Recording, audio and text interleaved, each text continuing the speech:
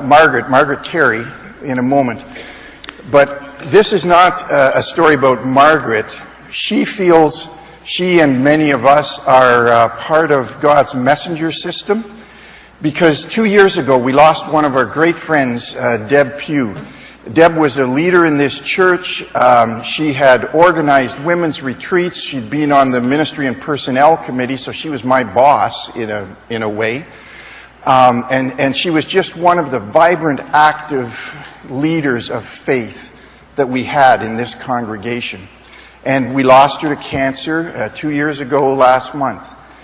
And it's been a journey you never could have predicted what has come out of that. And Margaret's going to share a little bit about that. But what has happened is, as a result of the women's group and their work and Margaret's writing letters, a book has been published by Thomas Nelson. They are the largest religious publishers in the world, and one of the largest of any kind of publisher anywhere. And this book is kind of, to use the phrase, going viral. It's going to be all over the place, and is already. Margaret's going to tell us a little bit of her story and our story interacting with Deb Pugh. Thank you, Orville. Good morning, Faith family. I look at this picture and I think of the wonders of professional photography. Holy cow. Thank you to whoever the photographer who took that. Anyways, you know, it was 12 years ago was the very first time I opened a Bible. 12 years ago, I was new to the church. I was new to the Bible. I was newly divorced. And I was a new single mom of 2 young sons. And my minister who had given me the Bible said to me when she gave it to me, "Margaret, there is comfort in this book. And every time you're in trouble, and every time you need words of comfort, you just open it at any page at all, and you are going to find comfort." Well, I'd been reading it for about 6 months, and I, of course, was reading the New Testament. She told me to start there because I knew those stories. I mean, I'd seen the Easter movie, I knew about Christmas, I knew all of those stories, so I was into the New Testament.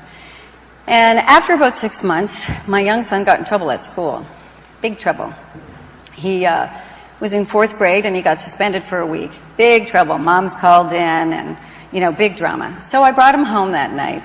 And I think he was more upset than I was. You've never seen a 4th grader want to go to school so badly in your entire life, believe me. And anyways, I put the kids to bed and I got in my comfy chair and I was feeling like loser mom, horrible, my kid's in trouble because of my situation. And I remembered what my minister said to me. And she said to open the Bible. So I got my Bible on my comfy chair and I held it in my hands and I closed my eyes and I prayed, oh God, wherever I open this Bible, let me find comfort. I can't do this alone. I can't do this alone. I need you to help me. So I held the Bible out like this and I just opened it and it opened to Mark. And I had just read Mark. And I was like, I just read Mark. There's nothing comforting in there. Closed it shut. So I said the same prayer again. Oh God, I need comfort and I can't do this alone. Please help me find the words so that I know I'm not alone. Help me. And I opened it up and I opened it to Job. Now, I don't know here how many people know the story of Job, but he wasn't a guy who was going to be a great comfort to me.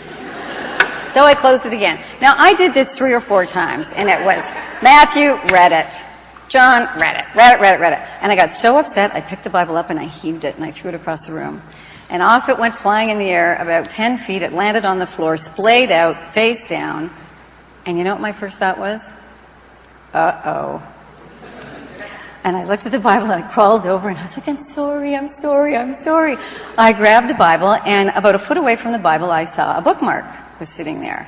And my minister had given me this bookmark because she said, when you read the Bible, you're going to want to mark your place. And I didn't even look at it.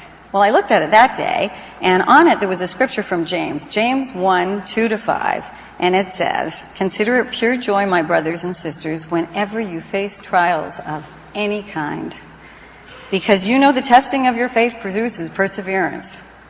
Let perseverance finish its work so that you may be mature and complete." Of course, the first word I thought of was mature. This was really mature, throwing my Bible. But looking at that bookmark I knew I wasn't alone. I knew God answered me, and He was there with me. Whether it was in that scripture, and I was supposed to look at that a long time ago on that bookmark, even though I couldn't find it that day in the Bible, what I knew was that I said, I need you, and He showed up. So I learned two things from that experience. I learned that He'll show up when I ask Him, and I learned to pay attention. And the reason I'm telling you this story is because God has showed up so hugely in the last 2.5 years. And He showed up by creating this book. You know, I know some of you are going around saying, I have a friend at church and she wrote a book and it's called Dear Deb. Well, you'd be wrong if you said that, because I didn't write this book. You did. Penny and Sue and Heather and Fran and Sue and Lynn and Doug and Jeff and Leslie, and I could just keep pointing to people. And Deb, you wrote this book. This is our book. It's not my book. It's ours. And that's how God showed up. It started with Deb Pugh, and it started with Deb and this community and having the courage to make an announcement to this community. There was 9 of us in a room that prayed for her, and after we prayed, after she told us her diagnosis, she announced she was going to have a miracle, and she said she didn't know what it was going to be. She was just going to have a miracle, and could you please believe that with me? And that takes a lot of courage.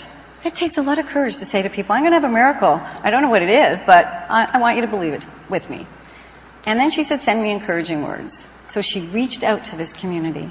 It started with Deb because she reached out. And I sent her a letter. And then I sent her another one.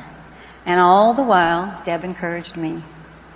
Deb encouraged me through the letters. She encouraged me right to the very end when she made me promise to turn the letters into a book. So I am here to celebrate that today. I am here to celebrate community. I am here to celebrate the courage of one woman to reach out to her community and to say, I'm going to have a miracle. I want to thank you, all those people I mentioned, and everyone else in here who has prayed for this, who prayed for Deb, who loved her unconditionally, who prayed for these letters as they were traveling around the world those 6 months, and who have continued to pray for me as I turned 102 letters into this book, and have continued to pray to bless every single hand that picks up this book, that they be blessed. I thank you. I could not have done this without this community, without it starting with Deb Pugh. And today I am here to celebrate you. Thank you very much.